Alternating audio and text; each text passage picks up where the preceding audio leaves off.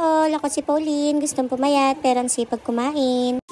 Hi all! Another day, another vlog. For today's video, magluluto nga ako ngayon ng hapunan. Kinataang panga ng tuna at pampano nga pala yung lulutuin ko ngayon. So after mahugasan ng mga isda, minarinid ko lang siya sa asin at paminta.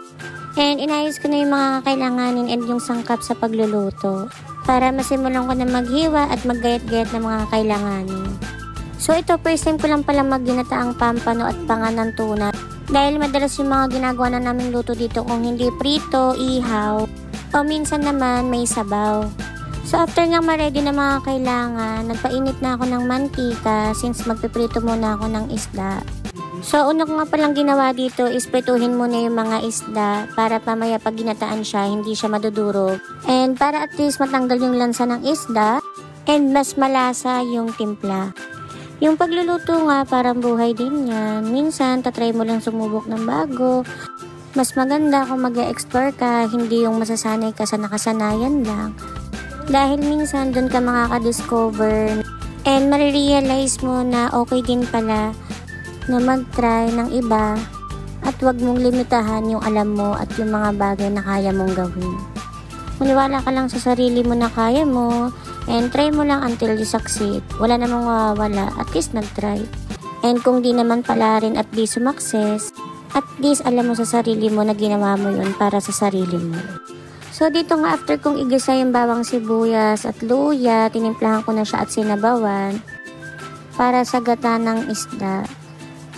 So nung kumukulo na nga yung sabaw, nilagay ko na yung isda. So yan yung pangan ng tuna and then yung pampano na isda. Then pag kumukulo na yung sabaw, pwede mo nang ilagay yung gata. So ayan, Coco Mama yung ginagamit ko.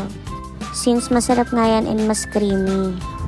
Saktong-sakto lang din yung lasa, lalo na pag gusto mo talaga ng gata na ulam. And then pag luto na yung gata, pwede mo nang ilagay yung pechay. So ayan, pag naglalagay kami ng pechay yung mas marami. Since mas masarap nga pag mas maraming gulay. So dito nga, onting minuto na lang. So once na maluto na yung pechay, pwede mo nang ilagay yung piniritong talong. So iibabaw mo lang yan para at least hindi siya madurog. And madali lang siyang kunin pag kakain na. So ito nga yung mga oras na to, malapit na tayo sa exciting part dahil onting minuto na lang.